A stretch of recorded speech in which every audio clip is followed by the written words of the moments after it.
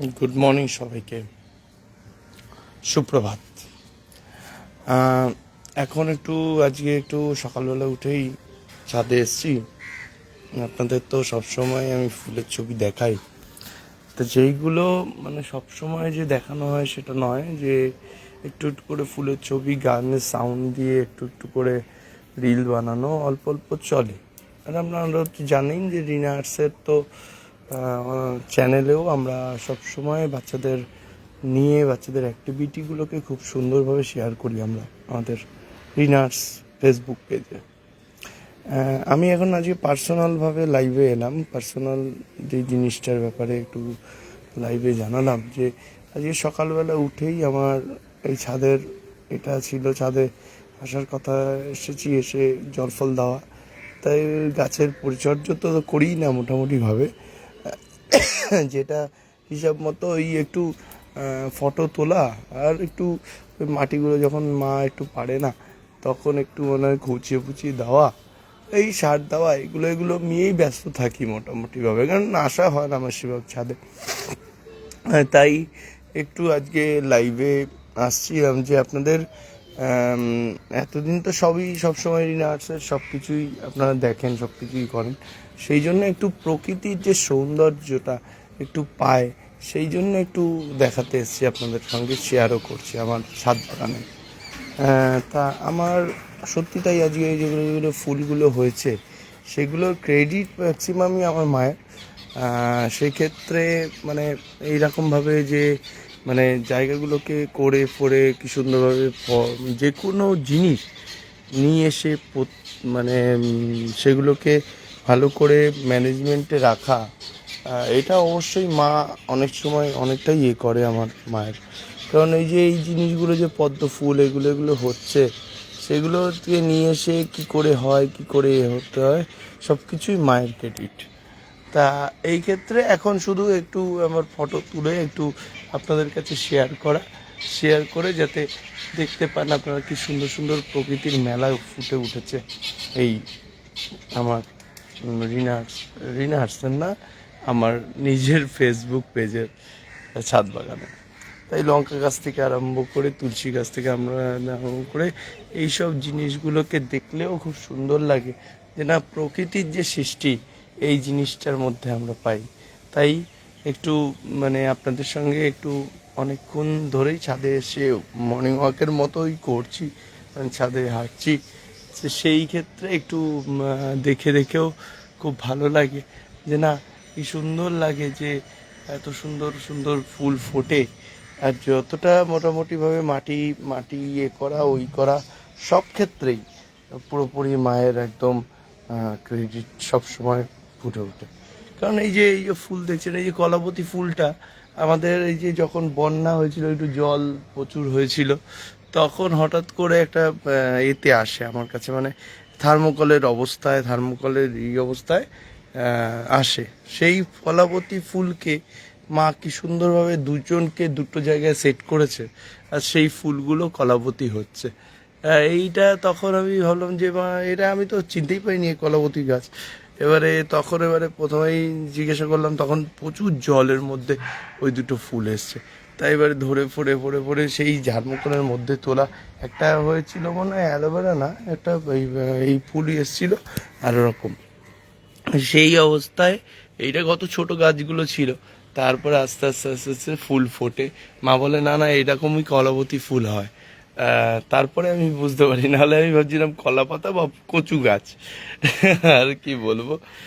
আর এরমভাবে জিনিসটা হয়েছে। তারপরে আস্তে আস্তে এই ফুলের চারাটা যেমন নিয়ে এসেছিল মা, তখন এটা এই আমাদের নিচের যে কাকিমণির গাছ আছে, দেখুন ওইখানে অনেকটা দূরে করে দেখতে পাই এই যে কাকিমণির গাছের দিকটায়। তখন ওই মাসিমণির গাছটা ছিল, সেই মাসিমণির গাছের থেকে এই গাছগুলো সব বাইরে পড়েছিল। ওই ক্ষেত্রে নিয়ে এসে তারপরে এখানে মা নিয়ে আসার পরে তারপর ছোট করে এইখানে পুরো ঝাড় হয়ে যায়।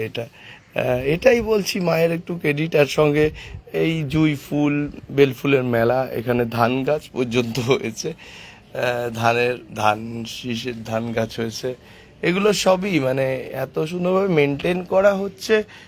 যতটাই মেনটেন করা, মা একটু একটু করে মেনটেন করে, কিন্তু সে এখন একটু হসপিটালাইজ সেদিনকে ছিল, তারপরে তো এখন ওঠা একটু ছাদে একটু বন্ধ, তাও অল্প অল্প করে করে ওই কিছু কিছু বলে দেয় যে এরমভাবে কর এরমভাবে কর, কিন্তু ওই জিনিসটা যে এই পোতা মানে এই যে গাছ পোতা গাছের এইগুলো পরিচর্যা করা, সেই জিনিসগুলো মাকে অনেকটাই মানে করি।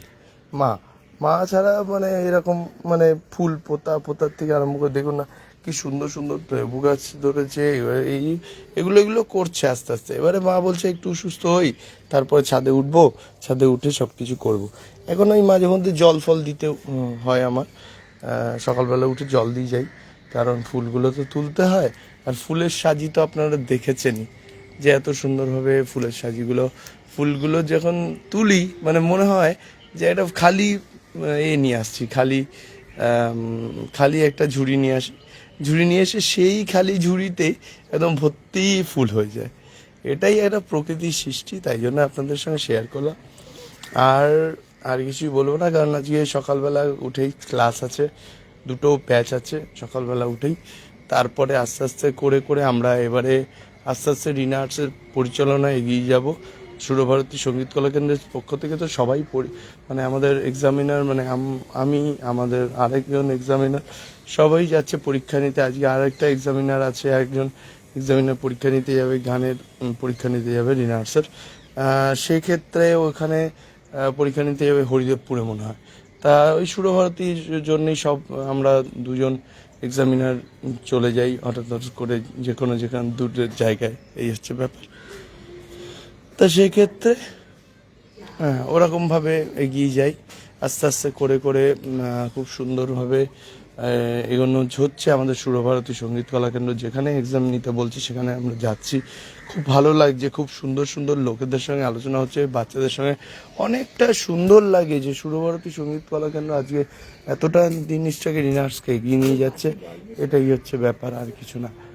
সেই জন্য আপনাদের কাছে অনেকটাই আপনারা রিনার্স ফেসবুক পেজকে স্বাগত করুন, সুরজিৎ গুপ্ত পেজকেও ফলো করুন, আর রিনার্স ইউটিউব চ্যানেল খুব সুন্দর সুন্দর বাচ্চাদের গান ফান নাচ ফাচ দিয়ে আমাদের ইউটিউব চ্যানেলে ভর্তি। অনেক সময় গাছের সব কিছু সিজা ডান্স থাকে, সেইগুলো নিয়ে একদম ব্যস্ত। আর রিনার্সের ফেসবুক পেজ তো অনেকটাই আকৃষ্ট করেছে বাচ্চাদেরকে, এতটা সুন্দরভাবে বাচ্চারা কাজ করছে আমাদের রিনার্সের ফেসবুক পেজে। এটাই আমার কাছে গর্বের, আর কিছু না, আর কিছু গর্বের ব্যাপার নয় আমাদের কাছে। রিনার্সের ফেসবুক পেজে যেমন সিনিয়র তেমন জুনিয়ররা সব কিছু কিছু টুট টুট টুট টুট করে করে আস্তে আস্তে যখনই মনে হয় যে যারা বড় হয়ে থাকে কিন্তু তারা 10, 11, 12-এও এখনও পর্যন্ত যা ড্রয়িং ফয়িং করেছে, আর রিনা আর্টসের সঙ্গে যারা মানে সত্যিই তাই এত সুন্দরভাবে তারা এক্স ছাত্রছাত্রী হয়েও তারা এত সুন্দরভাবে যুক্ত, এটাই আমার কাছে গর্বের ব্যাপার। এখন যারা যারা অনেক সময় অনেকে আসে সে মানে তারা প্রাক্তন হয়ে দেখাতে চায়, কিন্তু প্রাক্তন হয়ে দেখানোর কোনো ব্যাপার নাই এখানে তারা ড্রয়িং করে এত সুন্দরভাবে তারা প্রচলিত করে, এটাই আমার কাছে সব। যারা চলে যাবে, যারা আসবে সেটার কোনো ব্যাপার নেই এখানে আবার। তা সেক্ষেত্রে আমার কাছে কোনো ব্যাপারের কোনো দেখে না। রিনার্সের ফেসবুক পেজ, রিনার্সের ড্রয়িং অ্যাক্টিভিটি চ্যানেল সবই মোটামুটিভাবে আমাদের কাছে অবশ্যই এগিয়ে পড়ে। আর সুরজিৎ গুপ্ত পেজে তাই জন্য আমি একটু শেয়ার করলাম আমাদের গাছের বাগানে অনেক কিছু আপনাকে কথাবার্তাগুলো বললাম, আর এই নিয়ে আমার বক্তব্য শেষ করলাম। নমস্কার, ভালো থাকবেন, সুস্থ থাকবেন। রিনার্স ফেসবুক পেজকে ফলো করবেন, সুরজিৎ গুপ্ত ফেসবুক পেজে ফলো করবেন, আর রিনার্সের ড্রয়িং অ্যাক্টিভিটিস ইউটিউব চ্যানেলকে ফলো করবেন।